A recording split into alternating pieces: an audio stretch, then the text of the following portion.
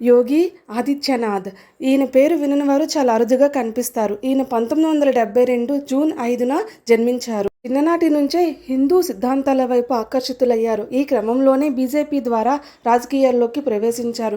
కేవలం 26 ఏళ్ల వయసులోనే గోరఖ్పూర్ నుంచి ఎంపీగా ఎన్నికయ్యారు. 12వ లోక్సభలో అతి చిన్న వయసు ఎంపీగా రికార్డు సృష్టించారు. 1998 నుంచి ఇప్పటి వరకు వరుసగా 5 సార్లు ఆయన ఎంపీగా గెలిచారు. 44 ఏళ్లకే దేశంలోని అతిపెద్ద రాష్ట్రమైన ఉత్తరప్రదేశ్కు ముఖ్యమంత్రి అయ్యారు. ఆదిత్యనాథ్ గోరఖ్పూర్లోని గోరఖ్నాథ్ మఠాధిపతిగా ఉన్నారు.